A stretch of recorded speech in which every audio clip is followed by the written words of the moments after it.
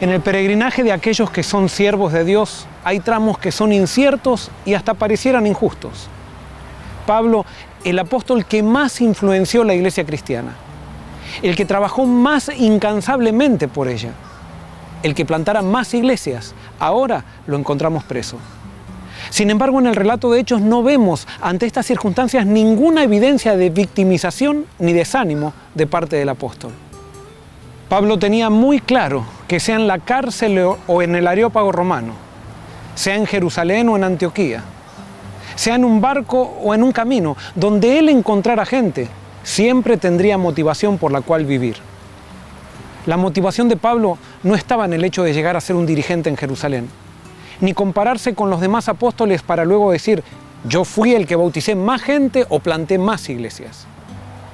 No estaba motivado por desarrollar un programa de crecimiento para luego ser promocionado. No. La motivación de Pablo estaba basada en el hecho de poder ser un testigo de Cristo, porque había aprendido a recibir todo de Él. Y como respuesta, a amarlo sin importarle las consecuencias. Pablo no servía a una causa, ni a una iglesia, servía a una persona, y esa persona era Jesús. Es en estas circunstancias que Pablo es llamado a testificar frente a 3 estadistas, Félix, Festo y Agripa, por causa de las acusaciones de los dirigentes judíos.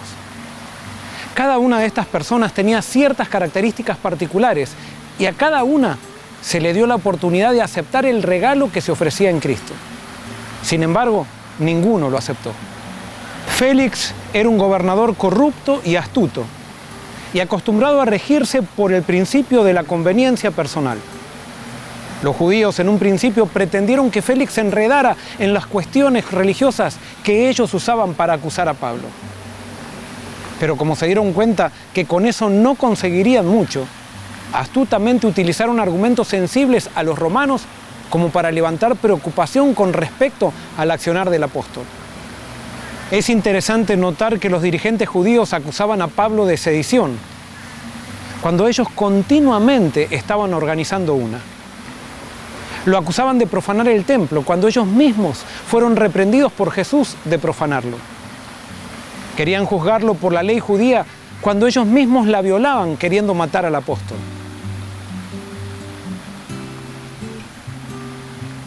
La esposa de Félix, que se llamaba Drusila, era judía y por lo que infiero no se sentía atraída a una religión que lo único que hacía era estar pendiente de lo que hacían los demás y en medio de una lucha entre costumbres y rituales. Félix probablemente conocía algo de la religión judía por causa de ella, y puede ser que ella también haya sido la que le haya hablado del cristianismo. Los dos se sentían atraídos por el mensaje del apóstol e intentaban escucharlo frecuentemente. Pero cuando Pablo habló del dominio propio y del juicio venidero, les pareció un mensaje demasiado radical para aceptarlo. Sin embargo, la corrupción de Félix lo llevaba a querer sacar rédito de estas circunstancias, así como Judas Iscariote lo hizo con Jesús, y a pesar de que no simpatizaba con los judíos, por quedar bien con ellos, dejó preso a Pablo. Félix no tenía una actitud demasiado diferente a la de Poncio Pilato. Pareciera ser que aquellos que se acostumbran a manejarse por política no se distinguen demasiado los unos de los otros. La mayoría de los políticos tienen un valor en común que fundamenta las acciones de sus vidas: la conveniencia personal.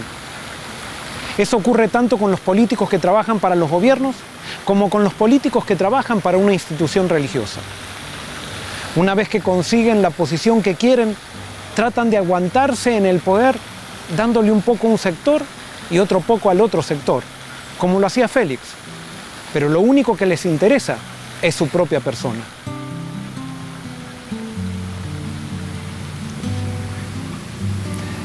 Festo sucede a Félix. Festo pareciera ser un estadista un poco más refinado, pero era otro político al fin. Ni bien sube al poder, los dirigentes judíos lo presionan para poder lograr sus objetivos en contra de Pablo. Es interesante notar que Pablo ya había estado preso 2 años y los judíos se podrían haber quedado tranquilos con eso. Sin embargo, cuando personas que dicen seguir a Dios están dominadas por el espíritu de Satanás, no pueden controlar su rencor y odio. No pueden controlarlo en contra de aquellos que tienen éxito en la misión.